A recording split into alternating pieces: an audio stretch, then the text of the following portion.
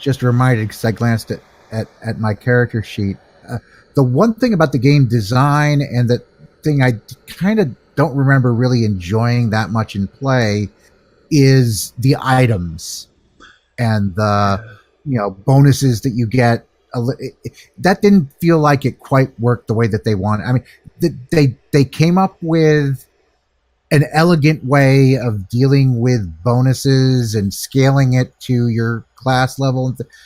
I never felt really good about the way it actually worked in what we played. And as I look at it and imagine leveling up and getting more bigger items and such, I don't know. Was anybody else really happy with that? Or I'm really happy with the choices I made for Azalea.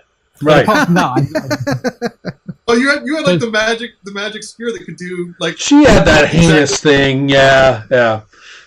I never got to use it though. So well, James also had the interesting choice of not wanting to have a magic axe, which I thought was great. Exactly. I thought that was a great thing. Yeah. Right. In my head, not that I pre-plotted it or anything, but I imagined that if this game had gone on to be a whole campaign, that I imagine at least some chunk of the Paragon tier would have been going back to Minotaur Town. Right, and actually finally, and getting this Excalibur version of an axe. Right. But yeah, the items were a little bit like feats, right? There were an ungodly number of them. They very specific things, sometimes in combination. But there wasn't like a flat bonus most of the time.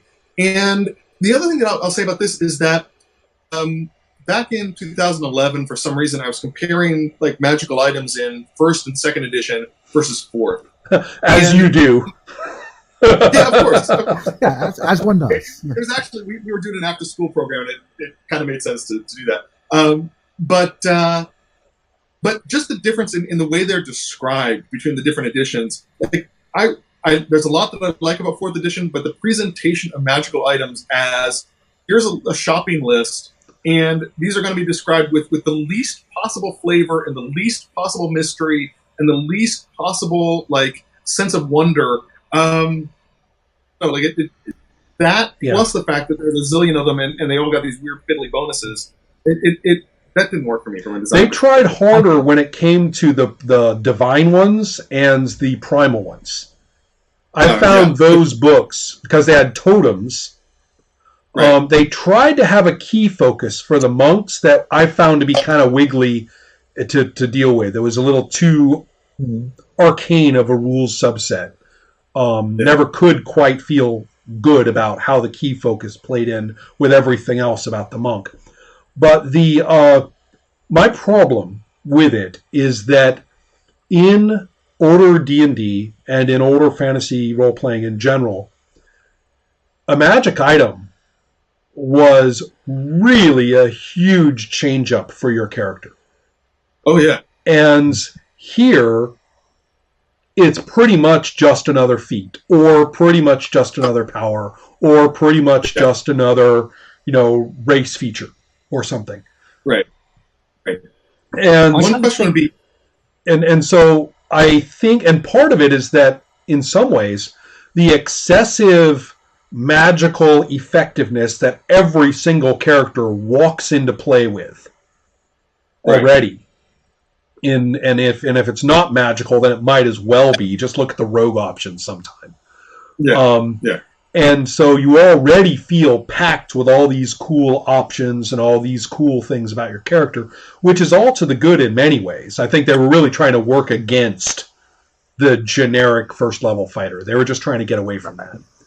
But once you do that, the idea of the magic items being your character's defining thing. I mean, you remember back in, when we were teenagers playing this stuff, you got a flaming sword.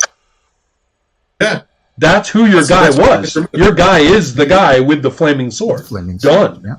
Yeah. It was fully identity building. Here, it's not. And I have actually thought maybe... Yeah, that would be... And it didn't really fit that well for our setting either. I was trying to mess with a little bit that you actually created... you killed... a creature, and then you just told me, and if it was time to get a magic item from the treasure list, you just told me, I'm making this a vicious spear. Right. Because it's bathed in the blood of this thing I just killed. And it wasn't even magic, it was just totemically powerful, right? Or psionically imbued or something. Right. Yeah. Yeah. I'd be curious to know is to what extent the 4th edition math breaks if you take out magic items completely and only use artifacts. Because that or permit ritual casting to make them, which means it's finance dependent. You could do that too. Yeah. Because one of the things I've heard about 5th edition, I don't know if it's true, that the encounters don't break if you don't have any magical items at all in your game. That if you just have straight up, like, quote-unquote warrior classes that don't have any magical things going on in your world, you can still play that to a pretty high level and the game still works. Again, I don't know if that's true. But 5e is not as tightly tuned and not as tightly connected as all the different gears in 4th edition. And I don't know if you take out, like your +5 at 30th level, your +5 sword or whatever it is, whether or not the game still works if you're fighting. Yeah, I don't know. I'd like to talk to Tor Erickson about that. He's really dug into 5th. If I may say so, is unromantic about 5th. While enjoying playing it, he says, look, it is not the apotheosis of D&D, okay? No, it's not. It's not. So he would, I think, have the play experience, to address that. But other thoughts about anything that comes to mind about what? Yeah. I guess one question is for each of the players, which is where do you see your characters ending up? Like in your head, do you have some general sense of direction as to where you were steering? For Ron, of the races and the classes, what would you have picked? Oh, good question. I've made a couple. I've made a couple of test characters of my own. Right. The Minotaur. Wait, what was it? Let's see. It would have been the Scion Barbarian. The Minotaur Scion Barbarian was shockingly nasty, even at first level. And it was a good example of the powers not being quite used the way they were written, but in this new configuration, creating a completely different set of tactics, which was kind of like you would just stand stock still psionically and just stay that way psionically. And then it was kind of like, okay, done with that shit. Rah. And I was looking at it going, I found like a picture online of like this black furred Minotaur, very broody. Yeah. And I was like, ooh, that's the guy. I could do that. But it's something's obviously wrong with me in the same fashion that it's wrong with Ross, that playing a girl Githzeri, and he's either a Battlemind monk or a Scion monk is just so, you pick Argent monk, but I was thinking Battlemind monk or a Scion monk for a girl Githzeri. Something weird in the back of the brain says, oh yeah, and then I look at the back of the brain and say, ooh, get back there. Go away. Okay. Maybe I'll listen to you, but I'm not going to look at you. Yeah, that's right. I'm not letting you out. No one else gets to see this. Okay, this is just between you and me, brain. But okay, yeah. That's sort of where I was aiming. I liked those. Really liked the upper level stuff. Though you mentioned 7th level. Looking at the 7th level material and 7th to 9th material for all of them, tons of stuff opened up.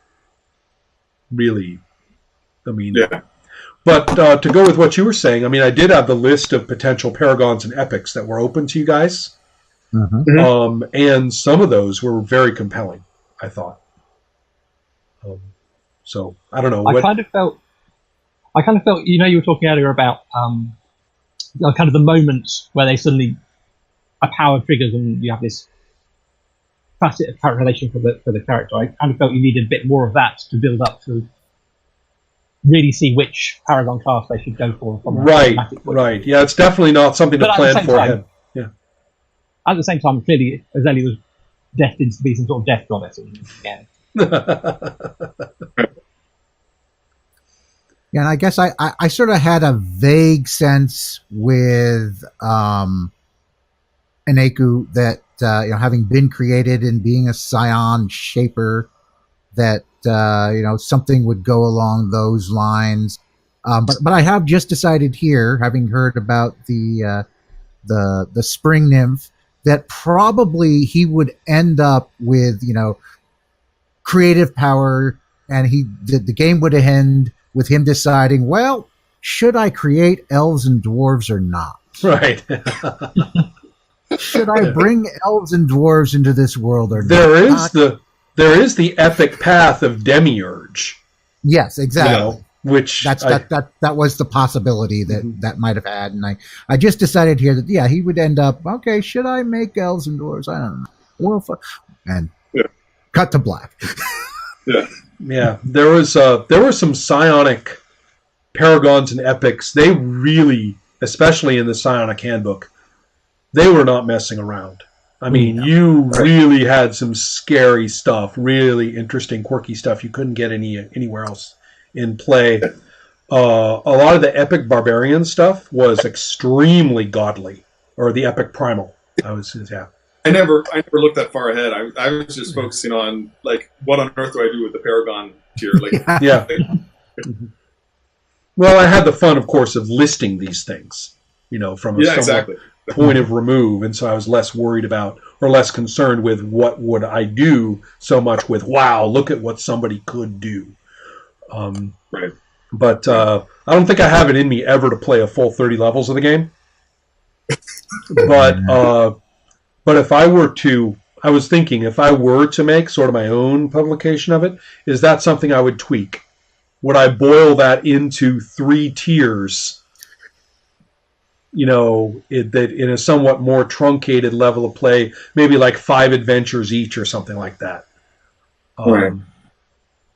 That a little bit five a little five leaner instead of 10, 10, and 10. Right. A little leaner in general, and with a nice solid codification of how to prep a level. Might be a little more digestible, What about Runt? Where would Runt have headed? Oh, I hadn't thought of anything beyond. I mean, I think that when we were in play, there was sort of this thing that got established that he was sort of using our wanderings to assemble some sort of army, right, and then gradually, like, say, okay, sons of bitches, I'm back. Get the hell off my throne. And then, I hadn't really thought it through much beyond that, except that, maybe in some sort of cosmic sense, that kingdom was in even worse trouble than anyone had ever thought. And then, that springs off into epic play. But I hadn't thought very much beyond that.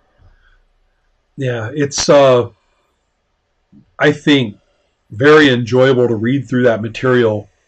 But it actually speaks to the strength of the game that you can't just tape what your character is going to do in terms of feats and powers and stuff. I kind of like the fact that you say, well, I'll figure it out when I'm 8th level. I'm going to think about this. Yeah.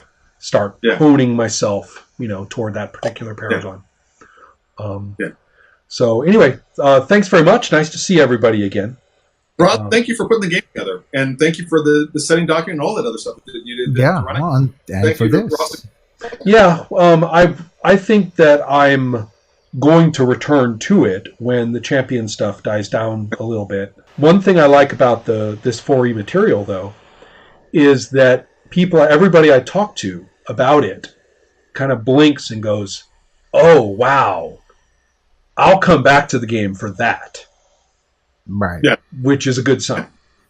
So, we will see. Okay. All right, folks. Good night. It was a pleasure to see you all. Yeah, likewise. Take care.